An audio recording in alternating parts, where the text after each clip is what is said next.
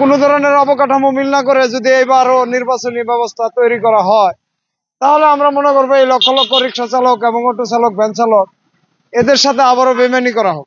আপনি ইতিমধ্যে দেখছেন যে এই 60-70 বছর বয়স্ক চালকেরা এখনো রিক্সা চালাচ্ছে।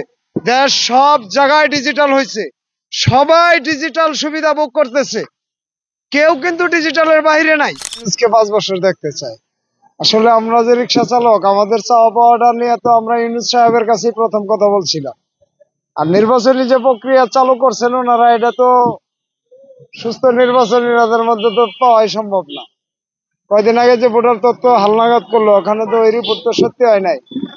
এখন আপনারা কি ধরনের নির্বাচন চাইবে এই দেশবাসী? আমরা যেখানে ভোটার তালিকার হালনাগাদই সত্যি হয়েছে না, এখনো এগুলো নিয়ে চূড়ান্ত কোনো আর বলা হয়েছে যে দেশ সংস্কার করা হবে, বৈষম্য দূর করা হবে।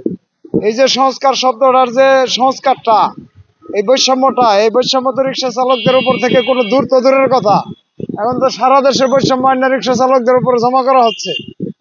এখন সংস্কারের কোনো কিছু হলো না, বৈষম্যের দূর হলো না।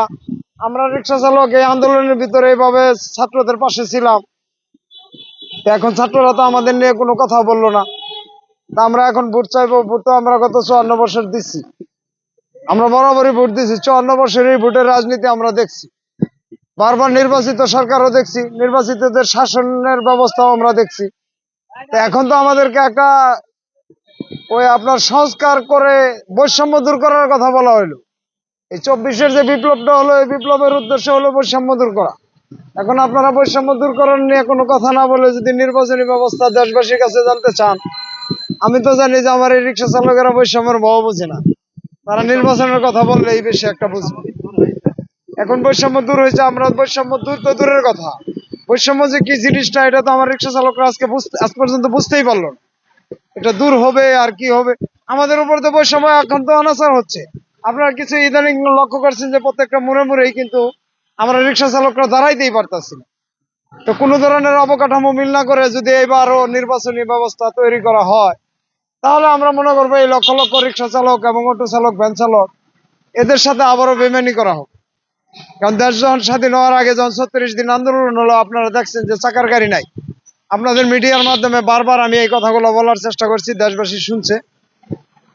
তো দেশবাসীও আমাদের এই কথাগুলো নিয়ে কার্যকর কোনো প্রতিবাদ তারা দেখাচ্ছে না। আমরা আন্দোলনের সময় যে কি ভূমিকা পালন করছি, এই যে অভিভাবকদের আনা নেওয়া করা, তাদের স্বজনদের পাশাপাশি এনে দাঁড় করানো, এই কাজগুলো তো আমরা করছিলাম। আজকে আমাদের রিক্সা চালকদেরকে নিয়ে কোনো কথাই বলা হচ্ছে না। আপনি ইতিমধ্যে দেখছেন যে এই 60-70 বছর বয়স্ক চালকেরা এখনো রিক্সা চালাচ্ছে। দেশ সব জায়গায় ডিজিটাল হয়েছে, সবাই ডিজিটাল সুবিধা ভোগ করতেছে, কেউ কিন্তু ডিজিটালের বাইরে নাই।